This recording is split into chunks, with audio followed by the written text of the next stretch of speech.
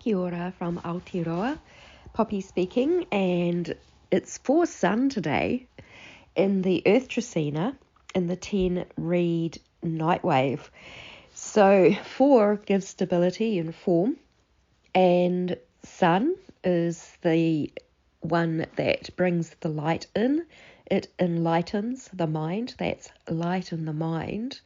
And it's also the energy of unconditional light, unconditional love. And we had the most amazing Borealis Australis last night. So I'm situated in the southern hemisphere, and I went out last night, could faintly see that there was the light was there, and started to take a whole bunch of photos and just was blown away. It's actually been a dream of mine that I have actually wanted to see this for myself. So it was a beautiful experience, and I honestly just felt so much love with the experience. It was just something where I was sort of feeling so much gratitude and appreciation. Because for me, when we have these light things that are happening, to me it feels like Mother Earth and Father Sky are connecting in our hearts. And 10 read is very much about us bringing heaven and earth together in our hearts, and like really a lot of us have made that decision now to really live in divine will, which is the earth's will, and this is her now. I just know she's coming up, she's coming out, and she's taking action, which may shock humanity. But I'm also aware that we live in a kind of unreal reality as well. So we've been caught like in this matrix, and it's a matrix of our mind. It's got a lot to do with belief and finding out, well, how it all got put there, and how do we transcend that, and how do we move past that. And I also am aware of some amazing warrior women that are taking care of nefarious, draconian, reptilian timelines that tend to get put in place at this time, because humanity, a certain amount of humanity is about to have a big breakthrough and to transcend the matrix of our minds, which is all about belief. And when I look at belief overall, the main belief since the Sumerian tablets, since Babylonian times, since religions were created and were given words and people were brought into them as they were a form of control. Well, this is what we are transcending. So the way of the sun, the way is unconditional love and unconditional light. And, well, love is actually unconditional, and light just is. So humanity, we have been, for thousands of years, we have been in this matrix mindset where there are gods, where there are rulers, where there are archons, where there are things that basically this life on here has put us in a lot of terror and a lot of fear. I mean, not everybody's experienced terror.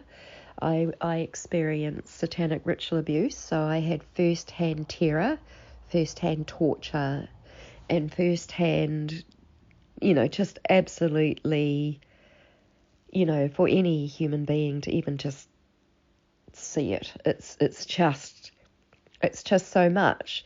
But this was part of the agenda of the people that, or the ones that called themselves gods, that came, with Nibiru or whatever it was, and the details don't matter too much to me. It's more about the energy, because when they brought this in, they brought it in with a great deal of fear and right and wrong and good and evil consciousness.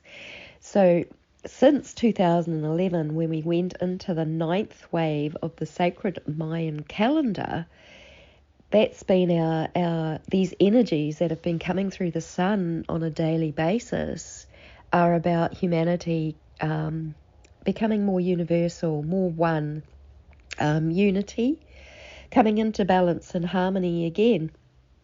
And it really is about transcending good and evil, but it's also about transcending the nefarious timelines. So it's and these timelines, okay, so for a long time it was a Roman timeline, it was the Julian timeline which dominated a lot in this world as it was being colonized, and then it changed to the Vatican Gregorian timeline, which had ritual dates, and it had all of these things in it which had really held that energy of good and evil.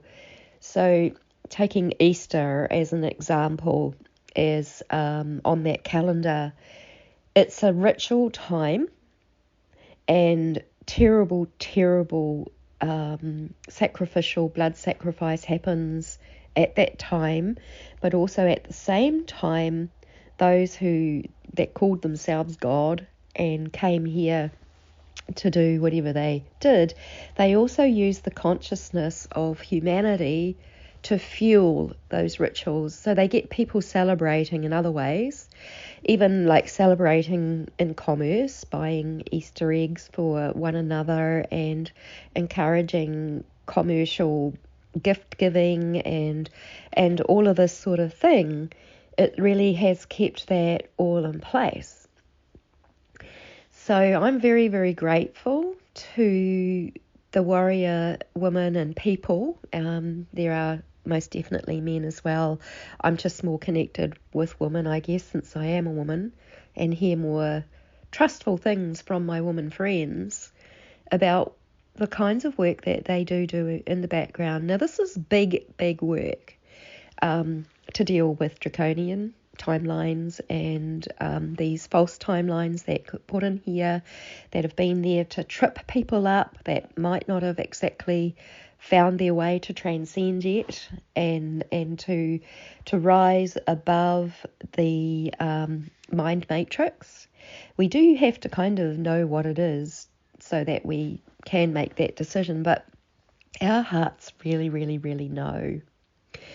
And it's just this whole thing that while I was watching the auroras last night, and I was just in wonder, and it just felt wow to me, and it felt like something beautiful and amazing was happening. I was just so aware of the light, like this plasma light. Like this light is coded with amazing energy that comes through the sun. And that is like the cosmic time frequencies. So the word time is really confusing to most, because most people understand time as clock time and, like schedules, appointments, matrix time. And, this was Saturnian time. It's like groundhog going round and round and round in slavery, basically, danger. Unless we really come into divine will, we don't even have that protection of divine will. When we're really in that divine flow, in the divine will, we get the intuitions in the moment. We actually have the ability to have telepathy with Father Sky and with Mother Earth. I've had telepathy with Mother Earth for a lot longer than I've had telepathy with Father Sky, with all the damage and the harm, like the head injury type stuff that I would have. I mean, it acted out as head injuries, even though it was disease. There was certain cutting off that from the Father Sky element within my being, which was, like it was put on me. Yeah, so this was just part of being an SRA, and my way out is to break down the programming and discover it all, to clean off all the residue, the trauma, the toxins, and anything that has been in my cells, and covering over my own soul light, discovering my soul light, falling in love with my own soul light. And you have your soul light, and I really hope you're falling in love with your soul light, because this is your strength. And, really take time to, my encouragement is you don't have to do anything, but really taking time to really just feel that love, that incredible love that we have inside. And it comes with that divine connection with the divine force. Now it's just a word, and I'll probably change all my terminology as I change as myself, but I'm seeing the Heavenly Father as the cosmic force, because those energies that he seeds all the time, they are the force of co-creation that we can create by. And then I call Mother Earth the divine source, because she is actually the matter, she's the growth. So we've actually got like the matter and the time, like the basics of our existence, those two.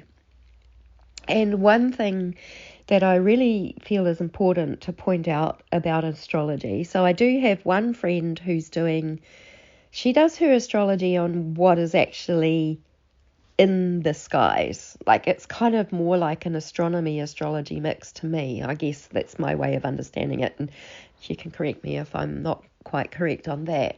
But most astrologers are using the zodiac. The zodiac was actually taken from stolen information from the Mayan calendar. So they converted these beautiful cosmic energies into a zodiac. But the cosmic energies are the invisible force.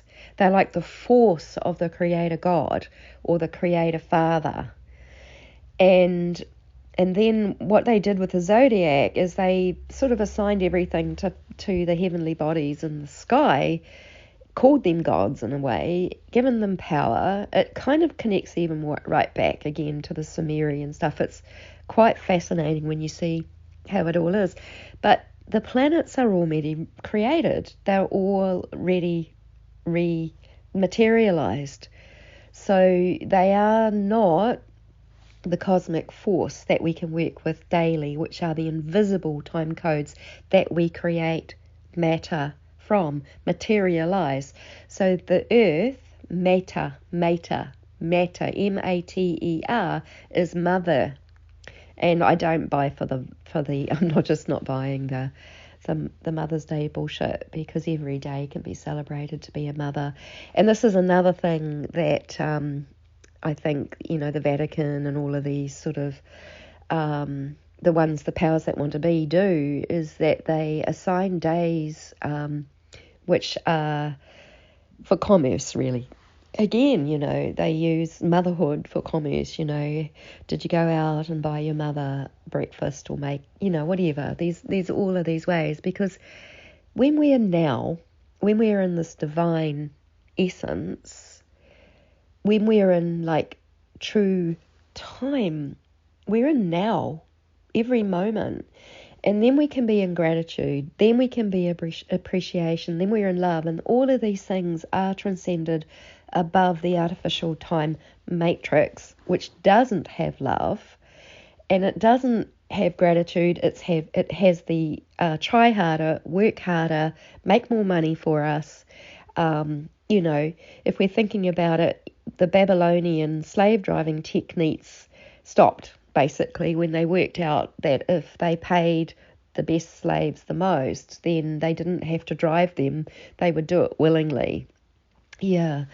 So, that's my little piece. I was actually just so blown away by the beauty of the sun, by the, to me it's mother and father dancing in love, like connection. And it's kind of like that's what's happening inside of me when I see it, because I am so aware of the two being one with me in my heart. Yeah, so yeah, just wanted to share that and send love to you all. So much love.